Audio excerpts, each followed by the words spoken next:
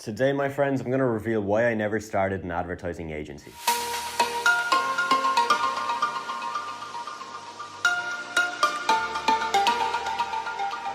Yes, you heard that right. I do not and have not run an advertising agency. My agency does not offer Facebook, Google, Instagram, TikTok, Snapchat, or any form of paid advertising. We do zilch, we do nada. Right now, we do a couple things. We create content, we help businesses with their social media, and we coach and consult with them. Now, this didn't just happen, right? There's a lot of reasons why I never started an advertising agency. Because to be honest, from what I've seen out there on YouTube, more than 90% of people who want to start SMMA are going down that route of starting an advertising agency. That's all well and good. And pretty much everyone out there who is teaching SMMA is suggesting that you should go out there and start an advertising agency. I see a few key problems with this. I see a lack of scalability. I see a lack of differentiation. I see a red ocean.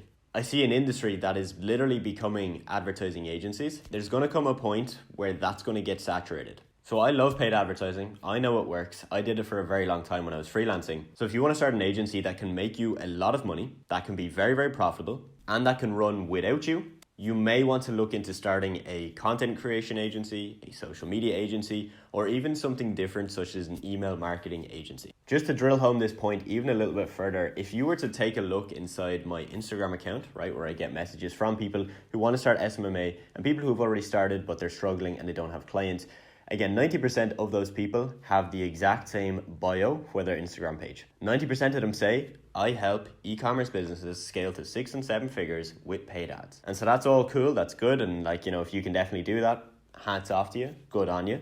And I do personally know a lot of people who run advertising agencies. They're getting good results, they're making good money, and they're building a good business. But again, my problem is the saturation. It's everybody is literally doing it. Everybody and their mom is offering Facebook and paid ads, and there's going to come a time where it's just not going to be as scalable. Okay, so enough about that. Let's get into the reasons why I actually never started an advertising agency. Point number one, and probably the most important point, was that I found that it was going to be incredibly tough to outsource advertising to a contractor or a freelancer. And again, there was many reasons why I thought this. One is that it's super technical and it's just harder to outsource something that is more technical. Content creation or social media is a lot easier to learn, and there's a lot more people who know a decent amount about that compared to advertising. So that was the first issue. I didn't want to freelance. I had been freelancing, doing advertising, and I wanted to build a business now that was run by other people, right? Designers, video editors, and people that could handle that work. So for me, not being able to outsource from the get-go was one of the biggest reasons I didn't go down that route. It's just much easier to go onto Upwork and find a graphic designer who's actually good and is not going to break the bank compared to finding an advertiser who's good and won't break the bank, because most are going to be more expensive. You're going to have to charge more to your clients because you're paying out more to your contractors and your freelancers.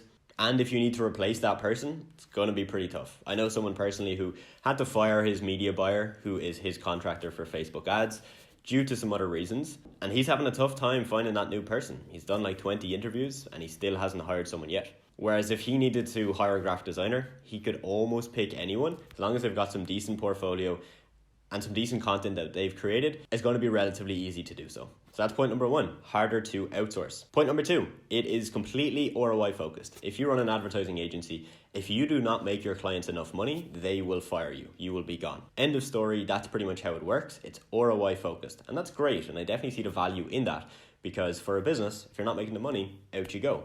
Bye-bye, head over to the door. But there's a lot of things that you cannot control. You cannot control the upsells that they have in place.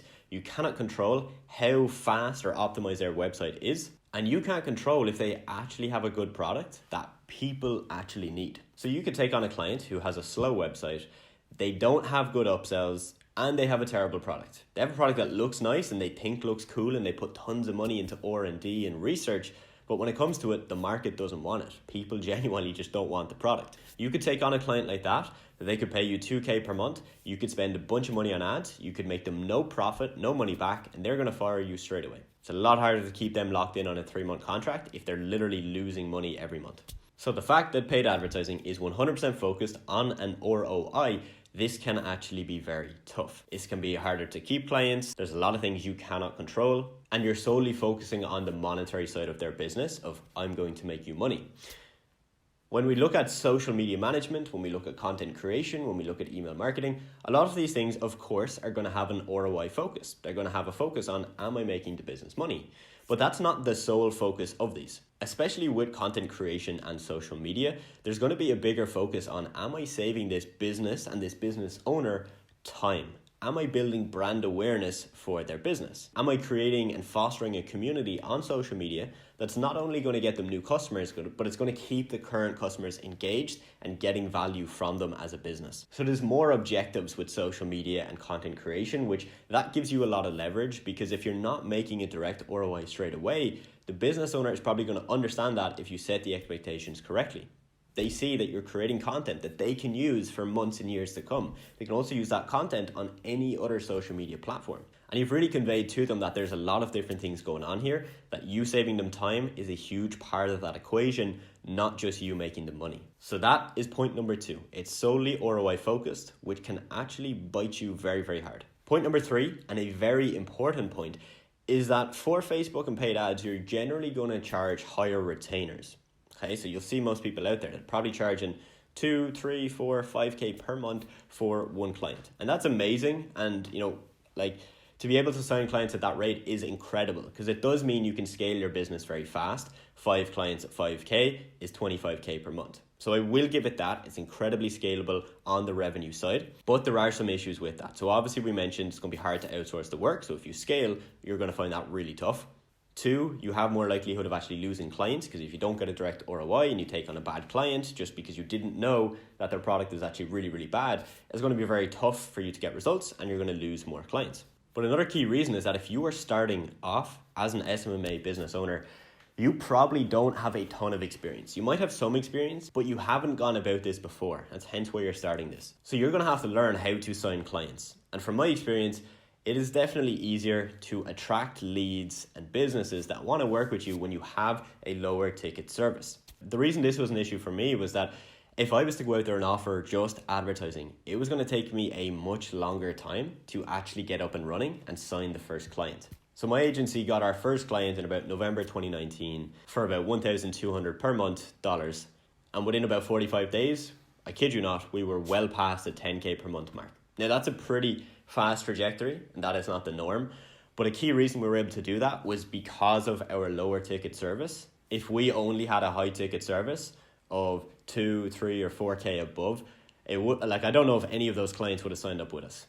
Most of them did not have the budget for anything like that, and most had the budget for something along the lines of 500, 700, or 900 per month, and that worked for them. So my point being here is that if you want to offer advertising, it might actually take you much longer to get your first client. And if you want to offer social media or content, it's going to be easier to get that first client, which is really important, because the quicker you get a client, the more your confidence rises. And the longer it takes for you to get a client, the lower your confidence goes. And the lower your confidence goes, again, the longer it's going to take to get the next client, because now we've got a knock-on effect of you're not confident, you don't believe in the service you offer, and you don't believe you can actually help and sign businesses. So when it comes to you taking sales calls, that's going to show up and people are going to spot those insecurities. Whereas if we can have a lower ticket service and get you a client quicker, even though you're making technically less money, you're going to have more confidence. You're now going to be able to pitch more clients because you're more confident. You're going to sign more clients and you're going to make more money faster than if you went with paid ads. So guys, that is my rant on why I never started an advertising agency. Knowing what I know now, I know I could start one in the morning and I could get great results really, really fast, and I could scale it and I can outsource it and I could do all of that. But as a beginner, and if you are starting off as an SMMA owner, it's going to be very, very tough for you to start off with just advertising. Again, it does work, it can make you money, but usually it's going to take longer to get your first client. It's going to be harder to outsource the work, so you kind of get trapped in the business yourself. And you might have a higher churn rate of losing clients. Now, if you want to learn more about how I run my business as a business, right, not as a freelancer, but as someone who has a business with people and systems involved where the business runs and we keep making money, whether I spend 10 hours a day working or I spend 2, then you should definitely go down below and check out the 6-Figure Accelerator program, where I basically give you everything you need, from contracts to templates to a weekly coaching call with myself to help you start and scale your own SMMA business. And if you got value from this video, please do leave a like, make sure you are subscribed, and I will see you in the next video.